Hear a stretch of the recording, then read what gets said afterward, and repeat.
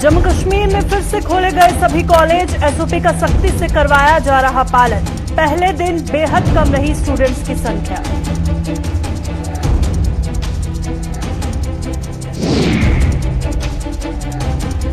मुक्केबाजों ने प्रतिभा की अनदेखी का लगाया आरोप। राष्ट्र स्तर की प्रतियोगिता के चयन पर उठे सवाल।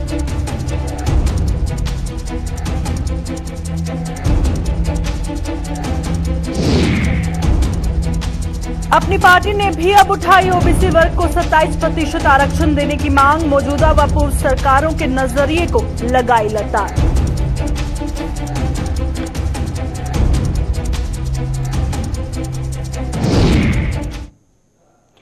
नमस्कार, जम्मू कश्मीर का ये बुलेटिन देख रहे हैं आप और मैं हूं प्रियंका गुप्ता आपके साथ। तो चलिए शुरुआत करते हैं खबरों की।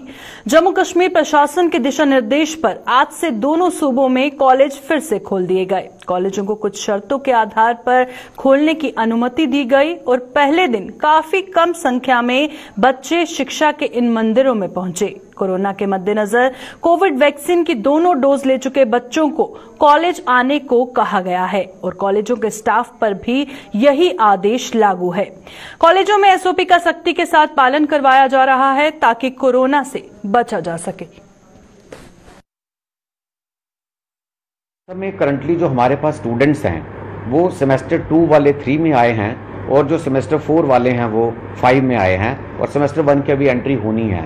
तो जो सेमेस्टर 2 वाले 3 में आए हैं और जो 4 वाले 5 में आए हैं उनसे डाटा हम कलेक्ट कर रहे हैं और काफ़ी हद तक डाटा कलेक्ट हो गया है। ऑलमोस्ट 70 to 80% हमारे बच्चे वैक्सीनेट हो चुके हैं। सिर्फ एक जगह पे जिधर हम प्रॉब्लम फील करते हैं वो ये आ रही है क्योंकि कोविड का टाइम था, ऑनलाइन क्लासेस चल रही थी और जो बच्चे हैं दूर दराज के रहने वाले, जैसे कोई डोडा की विलेजेस में है, भद्रवाह की विलेजेस में है, किश्तवाड़, पुंछ है, राजौरी है, उनके पास उन्होंने वैक्सीनेशन करवाई है या उन्होंने वैक्सीनेशन नहीं करवाई है, उनकी हमारे पास एक प्रॉपर अभी इन्फॉर्मेशन नहीं आ रही है। द मोमेंट हमारे पास उनकी भी इन्फॉर्मेशन आ जाती है और एक तो वो है, दूसरा एक्चुअली एमएम कॉलेज के कंसर्निंग अगर बात करें तो मैं ये सोच रहा हूँ अपने लिहाज से कि जो हमारी हायर क्लास है, जैसे सेमेस्टर 4 से बच्चे 5 में आए हैं तो उनका अगर वैक्सीनेशन पूरी हो गई है तो उनकी हम क्लासेस जल्दी से जल्दी शुरू करने वाले हैं।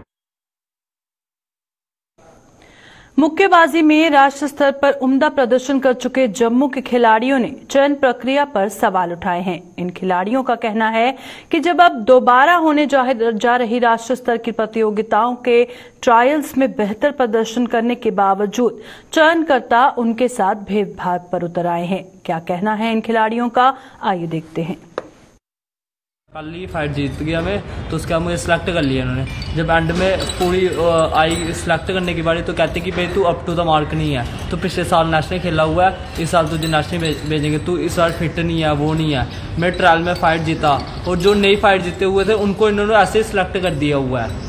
जिनकी फाइट नहीं हुई है उनको इन्होंने सिलेक्ट कर लिया हुआ है। वो किस बेस पर इन्होंने उनको सिलेक्ट किया, उनकी तो इन्होंने फाइट भी नहीं देखी। ऊपर से ये खिला रहे हैं हरियाणा का लड़का। जब हमने कहा कि ये हरियाणा का लड़का है तो कहते भाई आप जाओ सबूत ला कर दो। वो है ही हरियाणा का, हरियाणा की गाड़ी लेकर आया था। जो मांग ये करना चाहते कि हमें सर 2 साल बाद ये सीनियर नेशनल हुई है, 2019 में हुई थी अक्टूबर में, उसके बाद अब हुई थी नेशनल। तो हमने 2 साल लगातार हम सुबह शाम यहाँ पर स्टेडियम में आते हैं प्रैक्टिस करने और बाद में इन्होंने हमारी मेहनत पर 1 मिनट में पानी फेर दिया। दिक्कत सर ऐसी आ रही है कि फ्राइडे को हमारे यहाँ पे ट्रायल हुए नेशनल्स के लिए, तो 13 लोगों की टीम जानी थी, 13 प्लेयर्स की टीम जानी थी यहाँ से जो बाहर खेलने जानी थी नेशनल्स के लिए। और इन्होंने क्या किया, सबके ट्रायल्स लिए, सबको सेलेक्ट किया 13 की टीम। उसके बाद ये बोलते हैं कि हम 13 लेके नहीं जाएंगे, हम 6 लेके जाएंगे। जबकि सारे प्लेयर अच्छा खेले, बहुत अच्छा खेले, बहुत अच्छी परफॉर्मेंस थी। जबकि आपको पता भी है लॉकडाउन था, तो उस हिसाब से इन्होंने अच्छी परफॉर्मेंस दी। और रीज़न इन्होंने ये दिया कि you are not up to the mark, आप अच्छी परफॉर्मेंस नहीं दे रहे हो, तो इसलिए हम आपको लेके नहीं जा रहे। तो इन सब के जितने भी प्लेयर्स हैं, इन सब के इन्होंने पहले भी नेशनल्स खेले हैं ये भी, और स्टेट में हर बार इनके मेडल्स हैं, इनके गोल्ड मेडल हैं बहुत सारे इनके प्लेयर्स के, और बहुत अच्छी परफॉर्मेंस इन्होंने ट्रायल्स में भी दी। बट फिर भी इनको ये कहा जा रहा है कि you are not up to the mark. तो बड़ी मेहनत लगती है, दिन रात मेहनत करते हैं, सुबह शाम आते हैं, 20-20, 25-25 किलोमीटर दूर से आते हैं प्रैक्टिस करने, और सारी मेहनत इनकी ज़ाया गई। तो मैं यही चाहता हूँ कि इन पे ये सवाल में इनसे मेरा है कि आपने कैंसिल क्यों करी पूरी टीम। देश के अन्य राज्यों की तर्ज पर जम्मू कश्मीर में भी 27% आरक्षण की मांग को लेकर अपनी पार्टी के ओबीसी विंग ने जम्मू में आज प्रदर्शन किया। अपनी पार्टी ने मौजूदा व पूर्व सरकारों के ओबीसी वर्ग के प्रति नजरिए की कड़ी निंदा करते हुए आरोप लगाया कि ये सभी दल ओबीसी वर्ग की उम्मीदों पर खरा नहीं उतर पाए। मौजूदा समय में अन्य सभी वर्गों को आरक्षण की सुविधा दी जा रही है, लेकिन ओबीसी वर्ग की ही अनदेखी की जा रही है। ओबीसी वर्ग ने अपनी पार्टी के अध्यक्ष अल्ताफ बुखारी का हवाला देते हुए उम्मीद जताई कि वह ओबीसी वर्ग को उसका हिस्सा जरूर दिलवाएंगे। कास्ट बेस ऐसी नहीं हो रही, हम चाहते हैं सबको हिस्सा दे दो। एससी को भी मिल रहा है, एसटी को मिल रहा है, ब्राह्मण को मिल रहा है, राजपूत को मिल रहा है, महाजन को मिल रहा है। हम पूछते हैं, कांग्रेस से पूछते हैं हमारा हिस्सा कहाँ है, बीजेपी से पूछते हैं हमारा हिस्सा कहाँ है, एनसी से पूछते हैं हमारा हिस्सा कहाँ रखा हुआ या बांट लिया। और हमें लगा इन्हें सारा हिस्सा हमारा मतलब अपने कब्जे में ले लिया, हमें गुलाम बनाकर रखा। तो इस गुलामी के लिए मैं आपके माध्यम से ये अपील करता हूँ, जितने भी लोग हमारे ओबीसी के कांग्रेस में बैठे हैं, एनसी में बैठे हैं और बीजेपी में बैठे हैं, ये हमारा करने वाले नहीं है। तो हम चाहते हैं इनको रिक्वेस्ट करते हुए छोड़कर अपनी पार्टी में आए। तो बुखारी साहब का हम बड़े शुक्रगुजार हैं, क्योंकि बुखारी साहब से हमें पूरी उम्मीद है, पूरा स्टेट में जितना भी ओबीसी है और हमें पूरी उम्मीद है ये हमें हिस्सा दिलाएंगे। और हम उनका बार बार उनकी जितनी भी सेंट्रल लीडरशिप है स्टेट है हमारे, जहाँ मनजीत सिंह है, विक्रम मल्होत्रा है, विजय बकाया जी है, अपने एजाज खान जी है, गुलाम हसन मीर है, दिलावर मीर है, ये सारे लोग हमारी पूरी मदद करते हैं। तो हमें लगता है अभी हमें उम्मीद बनी है कि हमारा हमेशा मिलेगा। आम आदमी पार्टी के जिला राजौरी के पार्टी अध्यक्ष पर बीती रात कथित तौर पर हुए जानलेवा हमले की कड़ी निंदा की गई है। पार्टी का कहना है कि राजौरी और पुंछ में आम आदमी पार्टी के बढ़ रहे जनाधार से कुछ लोग बौखला गए हैं और यही वजह है कि उन्हें निशाना बनाया जा रहा है। पार्टी नेता ओम प्रकाश ने आज एक प्रेस कॉन्फ्रेंस के दौरान सरकार पर निशाना साधते हुए आरोप लगाया कि आम आदमी पार्टी के नेताओं को सुरक्षा मुहैया न करवाए जाने की वजह से ही अब उन पर हमले शुरू कर दिए गए हैं। जम्मू कश्मीर के अंदर, खास करके पुंछ राजौरी के अंदर आम आदमी पार्टी का जनाधार बढ़ रहा है, इसलिए आम आदमी पार्टी के कार्यकर्ताओं को टारगेट किया गया।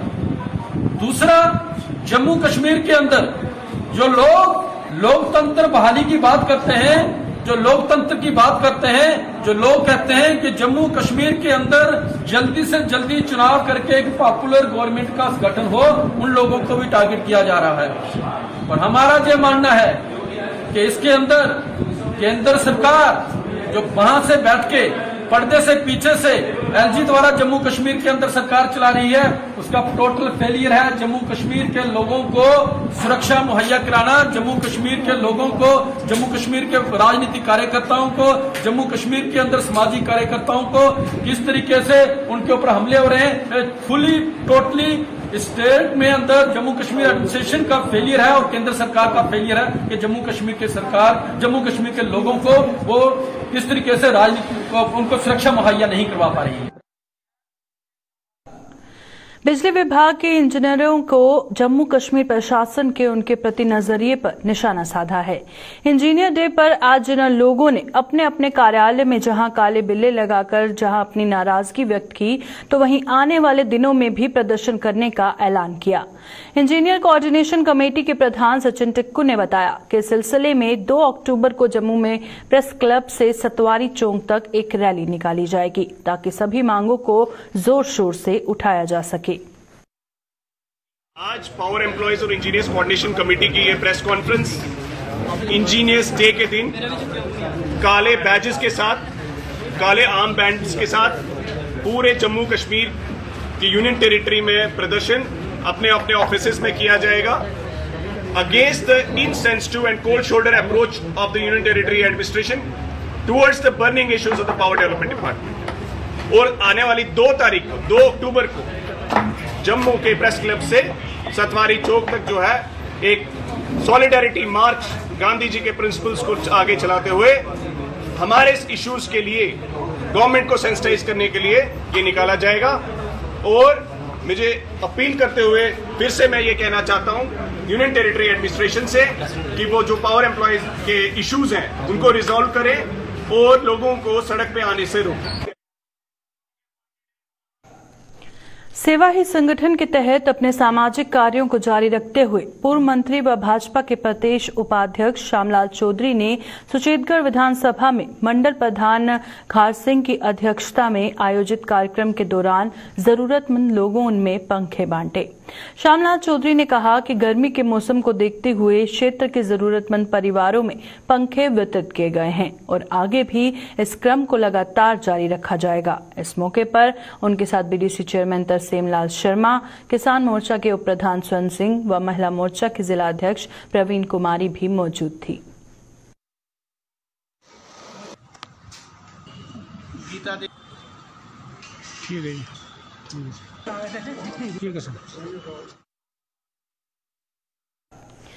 Department youth services and sports द्वारा इंटर स्कूल जोनल लेवल खेल प्रतियोगिता का आयोजन किया जा रहा है। इसके लिए जोनल लेवल पर ट्रायल किए जा रहे हैं और इसी कड़ी में विभाग द्वारा आरएसपुरा खेलों के ट्रायल किए गए, जिनमें कबड्डी की प्रतियोगिता के लिए खिलाड़ियों का चयन कर जोनल टीम का गठन किया गया। इस अवसर पर आरएसपुरा के कार्यकारी zonal physical education officer Govind Singh विशेष तौर पर मौजूद रहे।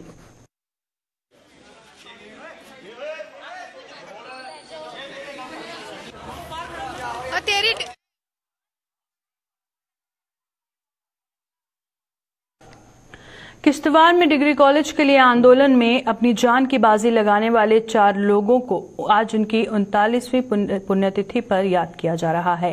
मोहम्मद इकबाल जरगर, ज्ञानचंद, अब्दुल कबीर शेख और रविंद्र कुमार ने आज ही के दिन 1974 में अपनी जान दे दी थी और उसके बाद आखिरकार पूर्व राज्यपाल स्वर्गीय जगमोहन ने किश्तवाड़ को ये सौगात दी थी। किश्तवाड़ के स्थानीय लोगों ने डिग्री कॉलेज का नामकरण इन 4 शहीदों के नाम पर करने की मांग की है।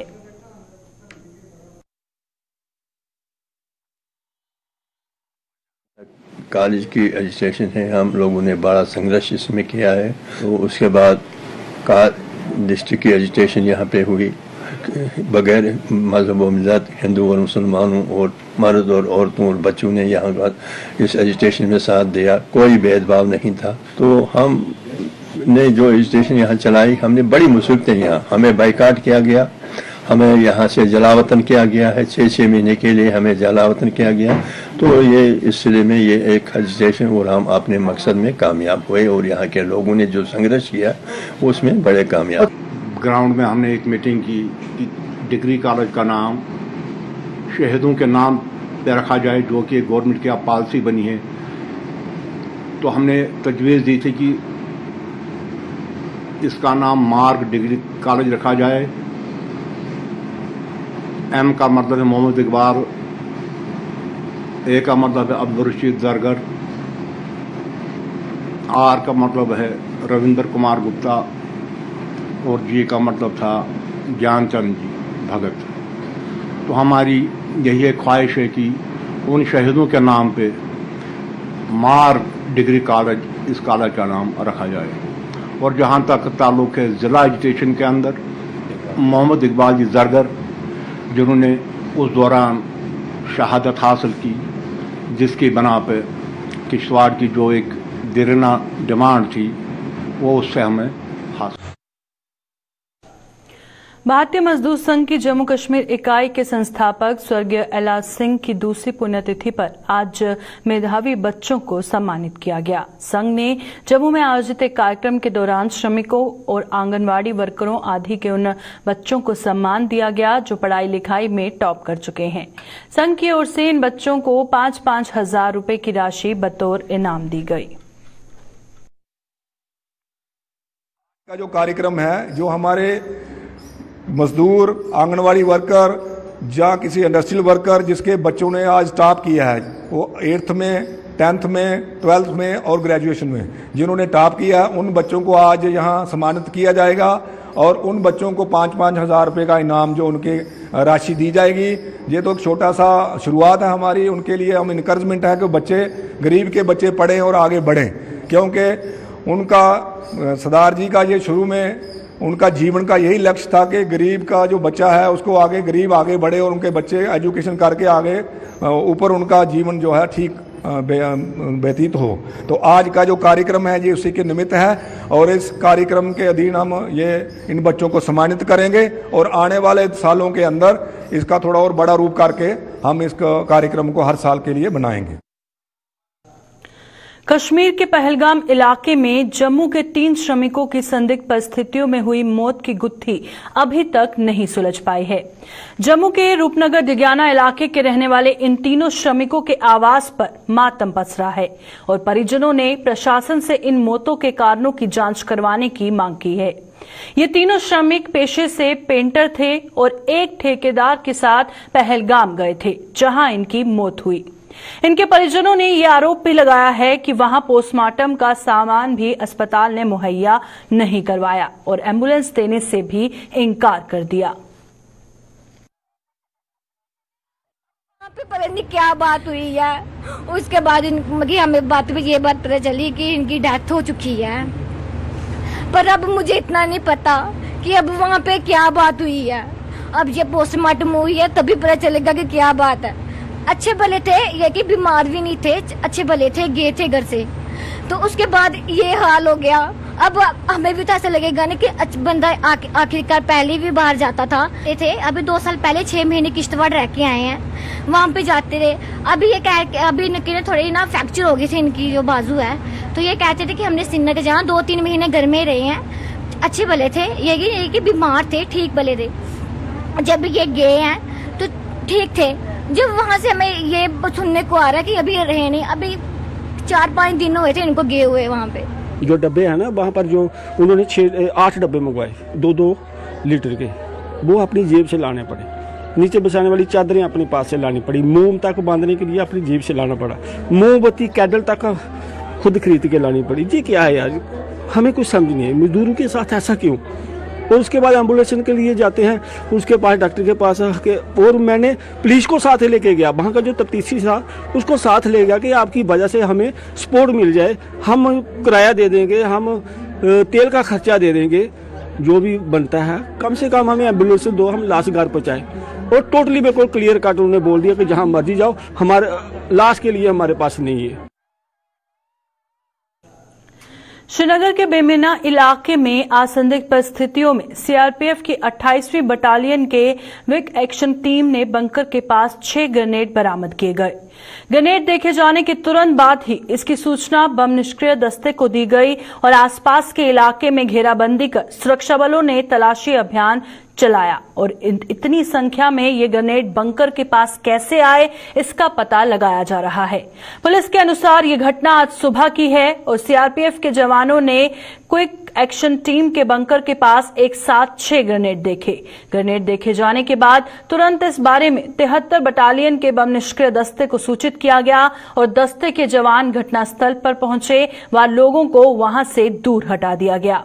ये ग्रेनेड आतंकवादियों द्वारा न रखे गए हों, इसकी आशंका के चलते एसओजी, सीआरपीएफ और सेना के एक दल ने इलाके में सर्च ऑपरेशन चलाया। दल के सदस्यों ने सभी बम को अपने कब्जे में लेकर उन्हें पुलिस के हवाले कर दिया।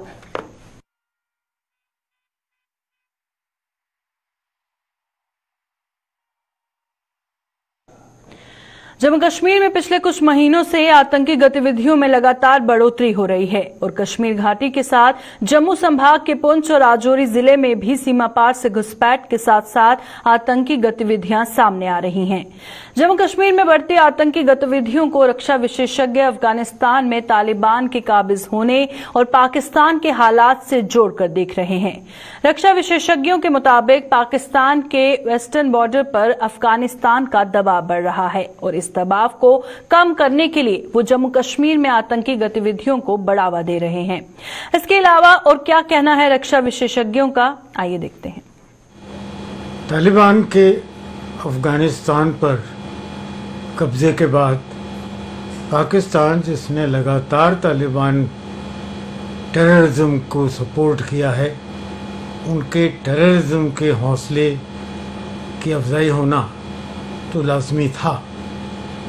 अब इसका कुछ असर जो है वो हमारे देश पर पड़ रहा है। कश्मीर में टेरर गतिविधियां बढ़ गई हैं। इसी तरह राजौरी पुंछ के एरिया में भी टेरर बढ़ता जा रहा है, टेररिज्म की वारदात हो रही हैं। जम्मू खित्ते में भी टेरर एक्टिविटीज़ देखी गई हैं। और मैं समझता हूं जो कल एक वारदात पाकिस्तान के पश्चिमी बॉर्डर पर हुई, जहां के अफगान जो अपने घर से निकाले गए और जो खुद टेररिज्म से तंग थे, और देखते हुए कि पाकिस्तानी सपोर्ट टेररिस्ट की तरफ है, उन्होंने एक पाकिस्तानी चौकी पर हमला करके उस पर आग लगा दी। पाकिस्तानियों के इलाकों में अब उनके वेस्टर्न बॉर्डर पर काफ़ी दबाव बढ़ रहा है अफ़गान शरणार्थियों का। तो पाकिस्तान के जो अपने प्रेशर हैं, वो उनका वज़न टेररिस्ट को बढ़ावा देके हमारे देश पे करना चाहता है। और इसके लिए न सिर्फ सिक्योरिटी एजेंसीज को, हमारे बॉर्डर पर लगे हुए आर्म फोर्सेस को, पैरामिलिट्री फोर्सेस को, पुलिस को शायद ज़्यादा सख्त कदम उठाने पड़ेंगे। इसमें गौर करने वाली चीज़ ये है कि पुंछ राजौरी जो ट्विन डिस्ट्रिक्ट्स हैं, उनके अंदर एक्टिविटीज़ जो है मिलिटेंट ने अपनी एकदम बढ़ा दी हैं। और जून से लेके अभी तक वहाँ 9 मिलिटेंट्स को मार गिराया गया है। क्या ये किसी आने वाली साजिश का हिस्सा है? इसके पीछे क्या वजह है कि एकदम राजौरी, पुंछ या जम्मू रीजन में हम कह दें तो टेररिस्ट एक्टिविटीज बढ़ रही हैं? अगर हम इसको तालिबान के साथ जोड़ के देखते हैं, जो इस समय पूरी तरह से अफगानिस्तान पे अपना रूल बना चुके हैं, तो उनके अंदर ये स्टेटमेंट आया है खासकर अल-कायदा का कि वो कश्मीर को लिबरेट कराएंगे। और ये ना सिर्फ कश्मीर में घुसेंगे ये loose terrorist, they will go to China, Pakistan, Kazakhstan, Tajikistan, all areas wherever their presence is. अगर हम जम्मू के रीजन के अंदर पुंछ और राजौरी को और अखनूर रीजन को भी साथ लेके चलते हैं, तो ये हमने देखा होगा कि पिछले कुछ दिनों में ड्रोन एक्टिविटीज के अंदर काफी इजाफा हुआ था। और ड्रोन को अगर टेररिज्म के साथ मिला दिया जाए तो उससे जो उनकी फोर्स मल्टीप्लाइंग करने की ताकत है वो बढ़ जाती है। तो इस समय आहट हमें मिल रही है कि आने वाले समय में क्या हो सकता है। हमारी जो सिक्योरिटी फोर्सेस हैं, हमारी जो इंटेलिजेंस एजेंसी हैं और हमारे जो लोग हैं, उनको पूरी तरह से तैयार रहना पड़ेगा। भाजपा के प्रदेश अध्यक्ष रविंद्र रैना ने कांग्रेस पार्टी पर निशाना साधा है। भाजपा प्रदेश अध्यक्ष ने कांग्रेस पर प्रहार करते हुए कहा कि कांग्रेस ने हमेशा अलगाववाद और देश विरोधी ताकतों का समर्थन किया। उन्होंने कहा कि कांग्रेस को कई अधिकार नहीं है और कि वो देशभक्ति की बात करे। उन्होंने कहा कि देश की जनता समझदार है, जिसने कांग्रेस को पूरी तरह से नकार दिया है। इसके अलावा भाजपा प्रदेश अध्यक्ष ने क्या कुछ कहा, आइए देखते हैं। पार्टी हमेशा देश दुश्मन ताकतों के साथ मिली भगत का काम कांग्रेस ने किया है।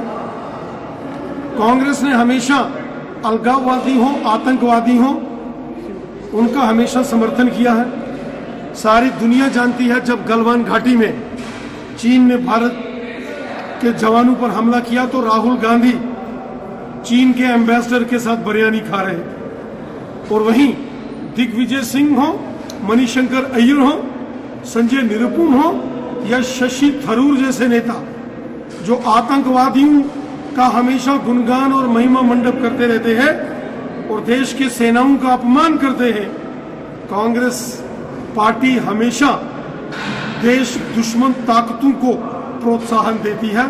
कांग्रेसियों को कोई अधिकार नहीं है कि वो किसी से भी देशभक्ति के विषय पर बात करें। केंद्र सरकार की ओर से जनता को स्वास्थ्य सुविधाएं मुहैया कराने के लिए कई योजनाएं शुरू की गई हैं, लेकिन स्वास्थ्य केंद्रों की देखरेख न होने के कारण खस्ता हालत बनी हुई है। जम्मू से सड़े मड़ इलाके के जसवा में स्थित प्राइमरी हेल्थ सेंटर के परिसर में जंगली घास उगी है, लोगों के मुताबिक सरकार की ओर से स्वच्छ अभियान चलाया जा रहा है, लेकिन इस पीएचसी में स्वच्छता की सरेआम धज्जियां उड़ाई जा रही हैं। साथ ही कहा कि यहां पर मवेशी भी आकर बैठ जाते हैं और चारों ओर गंदगी फैली हुई है। उन्हें दवाई लेने के लिए भी मड़ में जाना पड़ता है और इसलिए यहां पर साफ सफाई के साथ साथ डॉक्टर की नियुक्ति भी की जाए।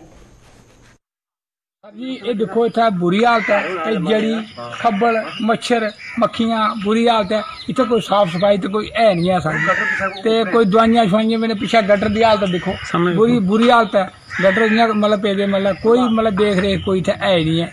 माल इतना खुला अंदर बड़े दा मतलब ये हूं मतलब माल सारा बाहर कढ़िया साढ़े पैसा उन्हें पूरे डंगर बाहर कढ़े मतलब सारे कढ़िए बाहर कितने डंगर लोग ते मतलब तो कोई आंदा नहीं है तो कोई नहीं गए जो कोई टाइम ते कोई और दवाई नहीं मिलती महाराज। केड़े जेड़े डॉक्टर इथे डिस्पेंसरी च आंदे न क्या उनका फर्ज कोई नहीं बनता कि इथे साफ सफाई कराई? उनका फर्ज महाराज बनता उन्हें करना पौंदा महाराज। हुण वो तनखा तो लैंदे न गवर्नमेंट कोला लेकिन नहीं करते। लेकिन महाराज इत्थे कोई नहीं महाराज असें आ मर जन्ने सारे जी माड़ा बेचारे जेकर असें दवाई शाई माड़ा बेचारी मिली जंदी माड़ी मुट्टी साडी उत्थे असें मतलब देख रेख साडी होई जंदी ते इत्थे सर जी असें कोई घट गए मतलब नहीं देंदा मतलब लगदा घट गए दवा शवा असें होंदी नहीं कदें इत्थे डॉक्टर कोई कम नहीं बनता कि इत्थे साफ सफाई कराई जा पीछे अपने हैड दी सुनाया जाए। हाँ जी अस सर जी चाहते हैं कि इत्थे डॉक्टर आउण मतलब अपनी मतलब साफ सफाई करान साफ सफाई कराइए मतलब देख रेख करन लोग जिसलै आंदे न इत्थे जड़ी बड़ी है पिछे घाह बड़ा है इत्थे माल बड़ा फिरा है महाराज ना इत्थे कोई आंदा ना इत्थे दवा मिलती है।